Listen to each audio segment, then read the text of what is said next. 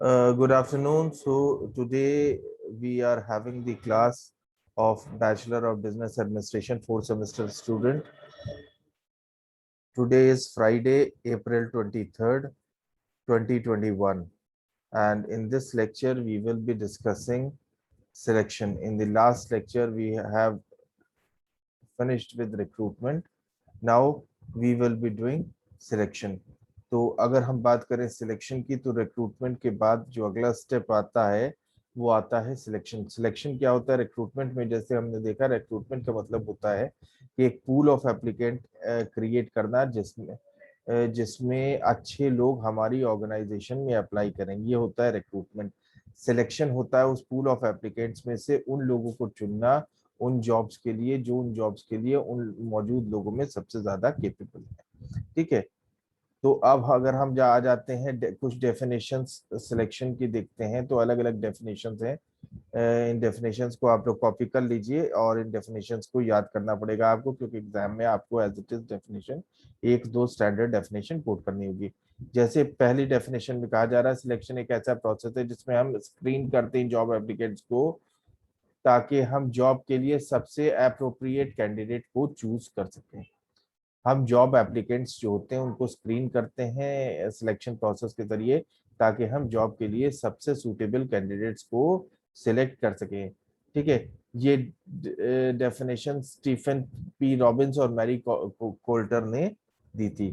दूसरी definition, selection एक process है जिसमें हम हायरिंग डिसीजन लेते हैं हर एप्लीकेंट के बारे में जिसने अप्लाई किया है।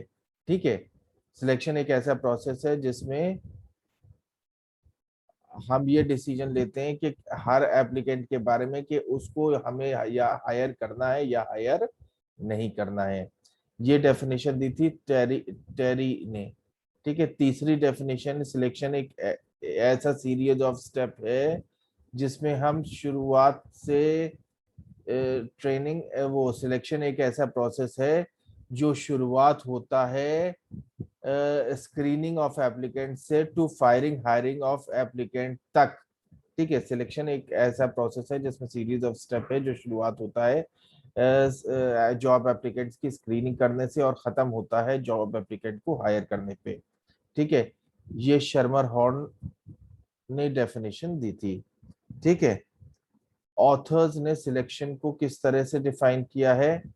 सिलेक्शन एक सिस्टमैटिक प्रोसेस है जिसमें हम बेस्ट और या बेस्ट फिट एम्प्लॉय चूज करते हैं उन एम्प्लॉयज में से जो क्वालिफाइड कैंडिडेट्स ने हमारे यहाँ अप्लाई किया है, और उसमें से बेस्ट और फिट एम्प्लॉय हम चूज करते हैं जो हमारे यहाँ जॉब सबसे अच्छी तरह परफॉर्म कर सकता है। ठीक है, और हमारी ऑर्गेनाइजेशनल रिक्वायरमेंट्स के अकॉर्डिंग्स में है। ठीक है, अब दूसरी स्लाइड पे आ जाते हैं। दूसरी स्लाइड बात करती है रिक्रूटमेंट और सिलेक्शन में क्या क्या फर्क होते हैं, रिक्रूटमेंट और सिलेक्शन में क्या क्या डिफरेंसेस है, इनको देख लेते हैं। ठीक है, रिक्रूटमेंट एक ऐसा प्रोसेस है जिसमें हम सोर्सेज ऑफ लेबर को सर्च करते हैं और लोगों स्टिम्युलेट करते हैं कि वो हमारे यहाँ अप्लाई करें। सिलेक्शन एक ऐसा प्रोसेस है जिसके जरिए हम राइट काइंड ऑफ पीपल को राइट जॉब के लिए सिलेक्ट करते हैं। ठीक है, रिक्रूटमेंट एक ऐसा प्रोसेस है जिसमें हम आइडेंटिफाई करते हैं कि किन सोर्सेज से लोगों को हम अट्रैक्ट कर सकते हैं हमारी ऑर्गेनाइजेशन में जॉब के लिए अप्लाई करने को। सिलेक्शन एक ऐसा प्रोसेस है जिसके जरिए हम अप्रोप्रिएट पर्सन को सिलेक्ट करते हैं जॉब के लिए। ठीक है, नेक्स्ट पॉइंट है रिक्रूटमेंट एक पॉजिटिव प्रोसेस है, सिलेक्शन एक नेगेटिव प्रोसेस है। पॉजिटिव प्रोसेस क्यों? क्योंकि रिक्रूटमेंट में हम ज्यादा लोगों को इनवाइट करते हैं, लेकिन सिलेक्शन में हम उनमें से कुछ ही लोगों को चूज करते हैं, नॉट इवन 1% समटाइम्स। ठीक है, ये रिक्रूटमेंट एक large pool of applicant create करता है और सिलेक्शन स्क्रीन आउट करता है अनसुटेबल कैंडिडेट्स को, मतलब जो कैंडिडेट सुटेबल नहीं है उनको स्क्रीन आउट करता है। ठीक है, रिक्रूटमेंट एक सिंपल प्रोसेस है, ये contracting the various sources of labour को इन्वॉल्व करता है। ठीक है, रिक्रूटमेंट एक ऐसा प्रोसेस है जिसके जरिए हम वेरियस सोर्सेज ऑफ लेबर को कांटेक्ट करते हैं ताकि वो हमारे यहाँ अच्छे लोगों को भेजे, हमारे यहाँ अच्छे लोग अप्लाई करें। लेकिन सिलेक्शन एक ऐसा प्रोसेस है जिसमें हम लोगों को बेस्ट लोगों को सिलेक्ट करते हैं ऑर्गेनाइजेशन के लिए, और ये एक टाइम कंज्यूमिंग और कॉम्प्लेक्स प्रोसेस है सिलेक्शन। ठीक है, यहाँ पे कैंडिडेट्स को कई नंबर ऑफ हर्डल्स क्लियर करने पड़ते हैं।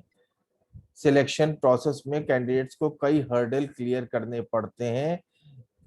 जॉब पे सिलेक्ट होने से पहले कई स्टेजेस उनको फेस करनी पड़ती हैं, कई स्टेजेस उनको पार करनी पड़ती हैं जॉब पे सिलेक्ट होने के लिए। ठीक है,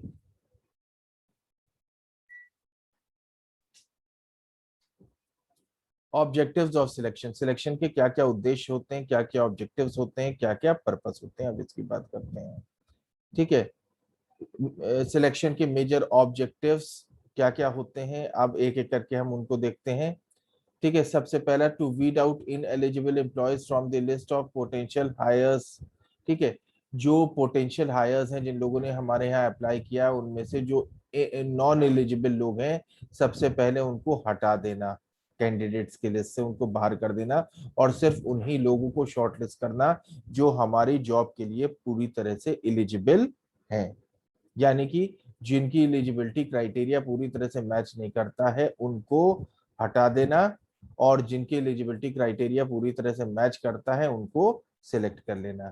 ठीक है, दूसरा है to sort out candidates who have likelihood of success on the job.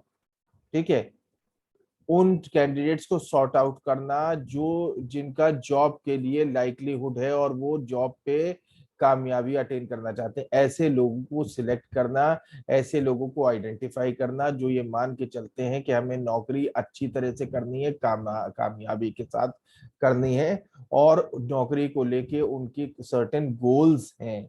ठीक है, ऑप्टिमिज्म है उनमें जॉब को लेके, अपने जॉब को लेके। ठीक है,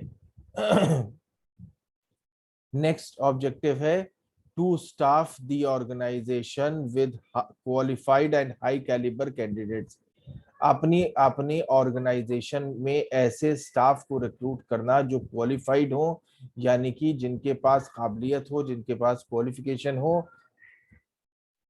और हाई कैलिबर्ड हो, उनका हाई कैलिबर हो, वो अपने पूरे कैलिबर के साथ अच्छी तरह से अपने कैलिबर को यूटिलाइज करते हुए काम करें। They should be working, they should be having high calibre. ऐसा ना हो कि बहुत बहुत स्लो वर्कर्स हो। They should be enthusiastic, they should be energetic, they should be motivated to work, in fact they should like to be worked, right? Next objective है to reduce the burden of interviewing every single candidate and reduce the cost of recruitment. ठीक है, selection में हम shortlisting इसलिए कर लेते हैं क्योंकि अगर हर कैंडिडेट को, मान लीजिए 1,000 लोगों ने अप्लाई किया और 1,000 लोगों में से 900 लोग एलिजिबल हैं, अब 900 लोगों का इंटरव्यू लेने में तो बहुत दिन लग जाएंगे भाई, 10 दिन इंटरव्यू ही चलता रहेगा, 20 दिन इंटरव्यू चलता रहेगा, तो हम कैंडिडेट्स को शॉर्टलिस्ट कर लेते हैं। कैंडिडेट्स को कैसे शॉर्टलिस्ट कर लेते हैं, जैसे हमने क्राइटेरिया बना दिया कि साहब इस जॉब में जो 10 साल के एक्सपीरियंस जिनका है हम उन्हीं को कंसिडर करेंगे। अब उन 900 में से हार्डली 70 लोगों का 10 साल का एक्सपीरियंस है, हम सिर्फ उन्हीं को कंसिडर कर लिया हमने। या हमने एक उसमें फिल्टर लगा दिया कि साहब जिनकी हाई स्कूल से लेके पीजी तक फर्स्ट डिवीजन है उन्हीं को कंसिडर करेंगे। तो 900 लोगों में से मान लीजिए 200 लोगों की हाई स्कूल से लेके हाई स्कूल से लेके पीजी तक फर्स्ट डिवीजन थी, सिर्फ उन्हीं को कंसिडर किया। ठीक है, या फिर हम ये करते हैं कि 900 के 900 को बुला लिया और उनका रिटन टेस्ट करा लिया, जो जो रिटन टेस्ट क्वालिफाई करेंगे उन्हीं को हम सिलेक्शन प्रोसेस में आगे लेके जाएंगे, क्योंकि इतना मास इंटरव्यू करने में बहुत दिक्कत हो जाती है, तो इसलिए इस तरह का कोई ना कोई फिल्टर लगा दिया जाता है। नेक्स्ट है to evaluate the success of recruitment process. ठीक है, रिक्रूटमेंट प्रोसेस की सक्सेस को इवेल्युएट करना, ये भी सिलेक्शन का ऑब्जेक्टिव होता है। सक्सेस को कैसे इवेल्युएट करेंगे, सक्सेस को इवेल्युएट करेंगे सिलेक्शन प्रोसेस के जरिए। जब हम इंटरव्यू करेंगे तो हमें खुद ही पता लग जाएगा जो लोग हमारे यहाँ आए हैं, अप्लाई किया है जिन्होंने, वाकई वो डिजर्विंग है या नहीं, वाकई वो काबिल है या नहीं। ठीक है, क्योंकि अगर नाकाबिल लोग आएंगे तो इंटरव्यू करके हमें पता लग जाएगा कि कैंडिडेट की काबिलियत कितनी है। ठीक, तो इस तरह से हम ये पता कर सकते हैं कि हमारा रिक्रूटमेंट प्रोसेस इफेक्टिव रहा है या नहीं। ठीक है, इस तरह से हम इवेल्युएट कर सकते हैं कि रिक्रूटमेंट प्रोसेस हमारा सक्सेसफुल था या नहीं। ठीक है,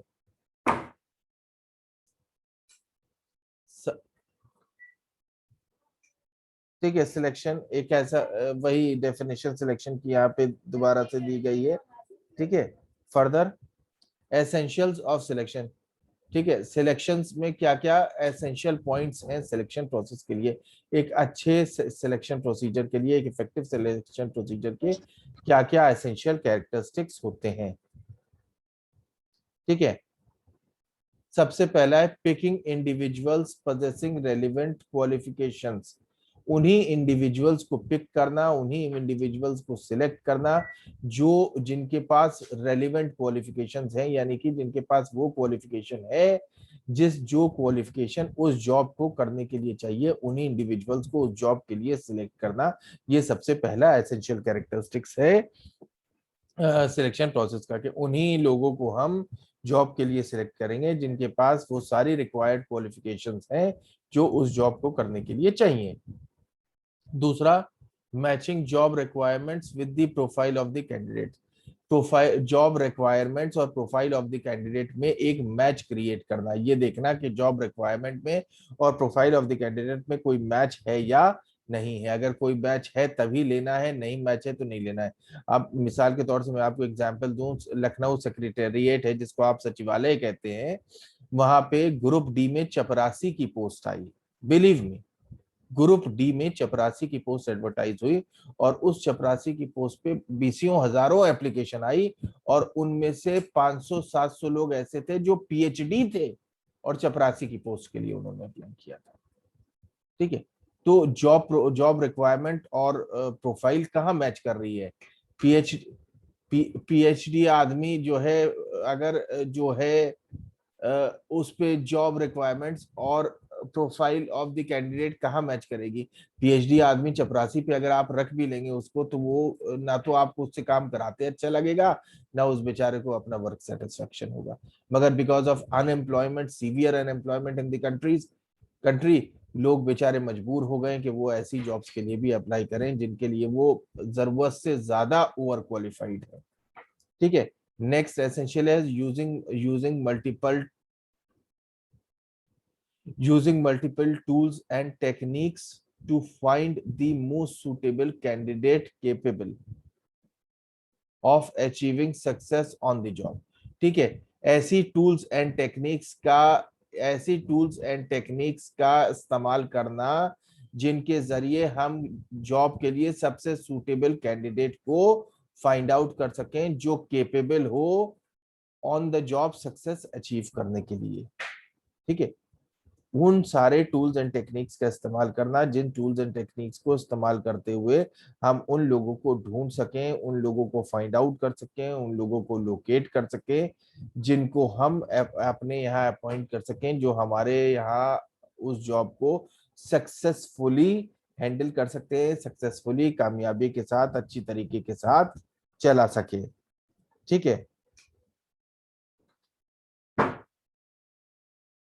अब आ जाते हैं नेक्स्ट स्टेप पे जो है selection process.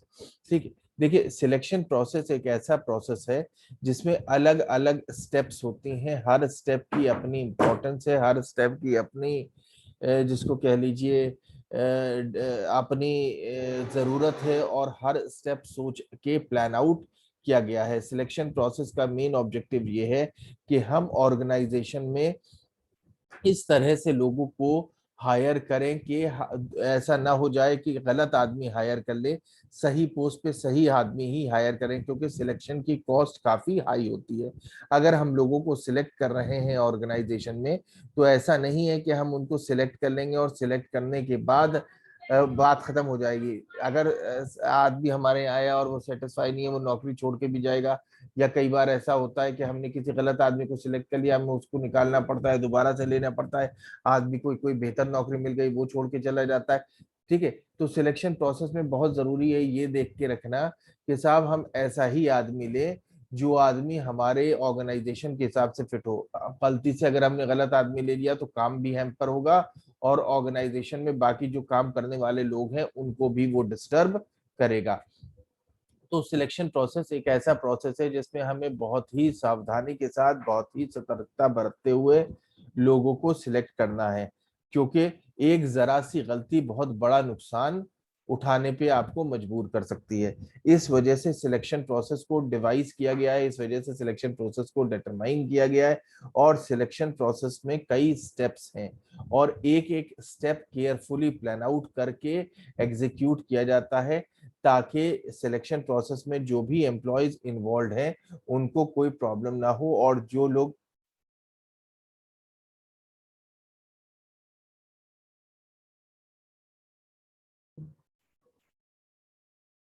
Hello, yes sir. Right,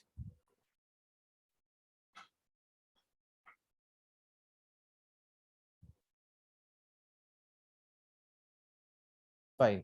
तो सिलेक्शन प्रोसेस की हम बात करते हैं कि सिलेक्शन प्रोसेस में क्या क्या होता है। ठीक है, सबसे पहला स्टेप सिलेक्शन प्रोसेस में है रिसेप्शन। ठीक है, दूसरा स्टेप है स्क्रीनिंग इंटरव्यू, तीसरा स्टेप है एप्लीकेशन ब्लैंक, चौथा स्टेप है सिलेक्शन टेस्ट, अगला स्टेप है सिलेक्शन इंटरव्यू, अगला स्टेप है मेडिकल एग्जामिनेशन, अगला स्टेप है रेफरेंस चेक, अगला स्टेप है हायरिंग डिसीजन, अगला स्टेप है जॉब ऑफर, अगला स्टेप है एक्सेप्ट और रिजेक्शन, एक्सेप्टेंस और रिजेक्शन, अगला स्टेप है इंडक्शन। ठीक है, सिलेक्शन एक सीरीज ऑफ हर्डल्स और स्टेप होता है और हर स्टेप सक्सेसफुली क्लियर होना चाहिए बिफोर एप्लीकेंट नेक्स्ट स्टेप पे पहुंचे। तो ये सिलेक्शन प्रोसेस के बेसिक स्टेप्स हैं। ठीक है, इन स्टेप्स को जरा सा एक बार देखते हैं। ठीक है, इन स्टेप को एक एक करके हम देखने की कोशिश करते हैं, इन स्टेप को एक एक करके हम समझने की कोशिश करते हैं।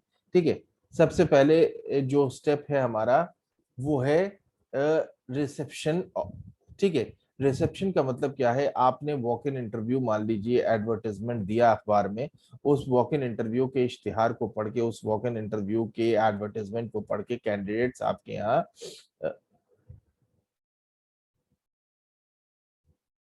इंटरव्यू के लिए आते हैं। और जब कैंडिडेट आपके यहाँ इंटरव्यू के लिए आते हैं तो आप उनको रिसीव करते हैं। ठीक है, उनको रिसीव करने के बाद आप उनको एक एक पर्टिकुलर जगह पे असेंबल करते हैं, एक पर्टिकुलर जगह पे बिठाते हैं। ठीक है, और उसके बाद आप क्या करते हैं, उसके बाद मान लीजिए भाई काफी ज्यादा कैंडिडेट्स आ गए, तो आप एक इनिशियल स्क्रीनिंग इंटरव्यू कंडक्ट कर देते हैं। जैसे कैंडिडेट्स आते जाते हैं उनका एक इनिशियल स्क्रीनिंग इंटरव्यू कंडक्ट करते जाते हैं। उस इंटरव्यू में, स्क्रीनिंग इंटरव्यू बहुत जल्दी हुआ इंटरव्यू होता है, स्क्रीनिंग के लिए ही होता है। कुछ ही सवाल पूछते हैं आप कैंडिडेट से, और जल्दी जल्दी कई कई बार तो एक बार में दो दो तीन तीन कैंडिडेट्स भी बुला के, वन टू वन इंटरव्यू ना करके दो दो तीन तीन कैंडिडेट्स बुला के भी सवाल जवाब हो जाते हैं। उसके बाद जो कैंडिडेट्स आपको सुटेबल लगते हैं उनको आप शॉर्टलिस्ट कर लेते हैं, बाकी कैंडिडेट्स को आप थैंक यू वेरी मच कह के वापस जाओ कह देते हैं। ठीक है, ये हो गया स्क्रीनिंग इंटरव्यू। उसके बाद नेक्स्ट चीज है आपका एप्लीकेशन ब्लैंक। ठीक है, एप्लीकेशन ब्लैंक में क्या होता है, एप्लीकेशन ब्लैंक में आप कैंडिडेट को एक फॉर्मेट देते हैं जिसमें वो अपनी सारी इंफॉर्मेशन भर देता है। ठीक है, ये फॉर्मेट क्यों दिया जाता है, इस फॉर्मेट के साथ कैंडिडेट अपना रेज्यूमे भी, अपना सीवी भी लगा देता है। ठीक है, ये फॉर्मेट इसलिए दिया जाता है क्योंकि जब इंटरव्यू होता है तो हर आदमी अपना अलग ढंग से रेज्यूमे बनाता है। कोई एकेडमिक क्वालिफिकेशन टैबुलर लिखता है, कोई सेंटेंस में लिखता है, कोई ऊपर लिखता है, कोई नीचे लिखता है। तो इंटरव्यूअर को बहुत ढूंढना पड़ता है। तो इस वजह से एप्लीकेशन ब्लैंक कैंडिडेट से बढ़वा लिया जाता है, ताकि कैंडिडेट अपनी सारी इंफॉर्मेशन उसमें कंपनी के एक प्रिस्क्राइब फॉर्म में भर दे, ताकि जब इंटरव्यू हो तो इंटरव्यूअर्स को ज्यादा उसमें देखना न पड़े और आसानी के साथ इंटरव्यूअर्स उसको सॉर्ट आउट कर सके और उसके बेसिस पे कैंडिडेट से सवाल पूछ सकें। तो ये चीज होती है एप्लीकेशन ब्लैंक। ठीक है, अब एप्लीकेशन ब्लैंक के बाद अगला चीज है सिलेक्शन टेस्ट। सिलेक्शन टेस्ट मतलब आप रिटन टेस्ट लेते हैं कैंडिडेट का, और इस रिटन टेस्ट में जो कैंडिडेट पास आउट होते हैं या सर्टेन परसेंटेज जो आपने डिटरमाइन किया उस तक पहुंचते हैं, उनको आप रोक लेते हैं, बाकी कैंडिडेट्स को आप थैंक यू वेरी मच कह के जाने को कह देते हैं। ये सब आगे अभी हम स्लाइड्स में डिटेल में पढ़ेंगे, ये just for the sake of information मैं आपको बता रहा हूँ। ठीक है, नेक्स्ट है आपका सिलेक्शन इंटरव्यू। जो लोग रिटन टेस्ट क्वालिफाई कर जाते हैं उनको हम सिलेक्शन इंटरव्यू में अपीयर कराते हैं, उनका हम 1-to-1 इंटरव्यू कराते हैं। मे बी पैनल इंटरव्यू हो सकता है, मे बी 1-to-1 इंटरव्यू हो सकता है, ठीक है। और इस सिलेक्शन इंटरव्यू में जो लोग क्वालिफाई कर जाते हैं हम उनको मेडिकल एग्जामिनेशन के लिए फॉरवर्ड करते हैं कि ये देखें कि वो मेडिकली जॉब के लिए फिट है कि नहीं है। उसके बाद जो मेडिकल एग्जामिनेशन में भी पास हो जाते हैं, उन्होंने जो अपने रिज्यूमे में या एप्लीकेशन ब्लैंक में लोगों का रेफरेंस दिया होता है, उन लोगों को हम चेक कराते हैं, उनका रेफरेंस चेक कराते हैं, उनसे उनके बारे में बात करते हैं, पूछते हैं कि भाई ये कैसा इंसान है, इसका कैरेक्टर कैसा है, इसका कामकाज कैसा है, ये कामकाज में ठीक है नहीं है, क्या है क्या नहीं है, ठीक है। जब इसमें भी वो क्लियर हो जाता है तब हम उसको हायर करने का डिसीजन लेते हैं कि हाँ इस बंदे को हम हायर करेंगे। उसके बाद हम उसको जॉब ऑफर लेटर इशू करते हैं कि भाई हमने आपको जॉब ऑफर किया है, आपकी ये सैलरी होगी और ये जॉब के टर्म्स एंड कंडीशंस होंगे, ठीक है। तो इसके बाद वो आदमी उस ऑफर को या तो एक्सेप्ट करेगा या उस ऑफर को रिजेक्ट करेगा। अगर वो रिजेक्ट कर देता है तो बात यहीं खत्म हो जाती है, जो वेटिंग लिस्ट में उसके बाद का कैंडिडेट है हम उसको कॉल कर लेंगे। और अगर वो एक्सेप्ट कर लेता है तो हम उसको इंडक्शन प्रोग्राम, उसको बुला के ज्वाइन करा लेंगे और उसको इंडक्शन प्रोग्राम में अपीयर कराएंगे।